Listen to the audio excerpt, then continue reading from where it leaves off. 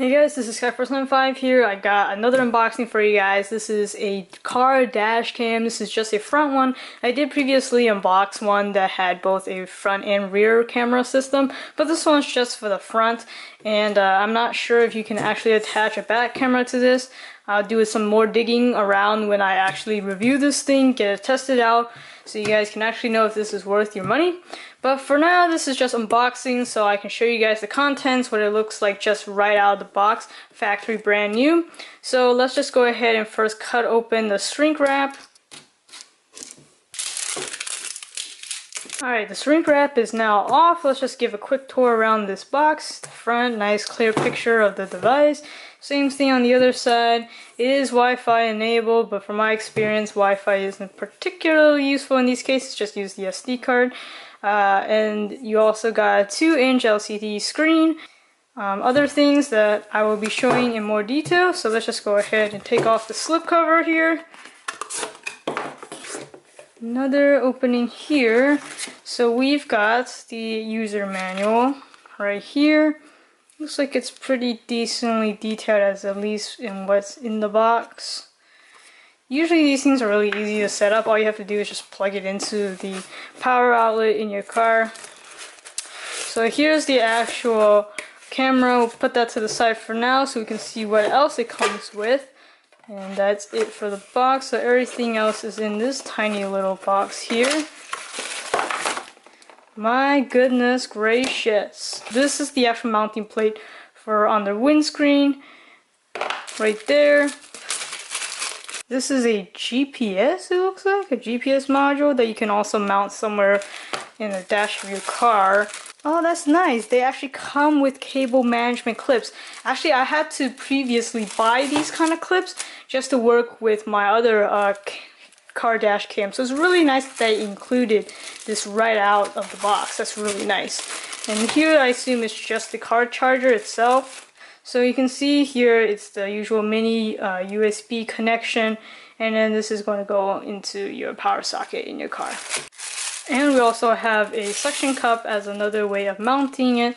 If you didn't want to say directly have a more permanent solution, which is what this 3M strip would actually do. So if you wanted to, maybe you wanted to try around with different locations of where to mount your camera, you can use the suction cup. And finally, we also have these, looks like it's an extra 3M sticky that you could use, I guess. It looks like this the same size as this one, so it's just a replacement one if you needed it. It looks like there's actually 2 bags of these cable clips, so that's really nice that they include quite a few cable clips right out of the box. Alright, so let's pack away the accessories for a moment here. I don't really like a messy workstation. And let's go ahead and take a look at the actual camera itself. So let's see here. Let's take it out of this little foam enclosure here. I do like how much protection it has right out of the box. So one thing you do notice is that there is no SD card included here. That's something you have to buy separately yourself. And you can see the SD card slot will go right here at the top. This is where you would mount it. Just slip it into the 2 different mounting options that you're given. We got a semi-wide angle lens right here. It's not as wide as I would prefer for some of these dash cams, but it's decent. At least it's bigger than the 90 degrees.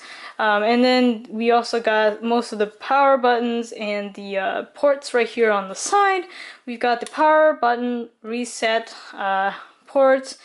It looks like this is could be an extra button, but it's like totally filled in.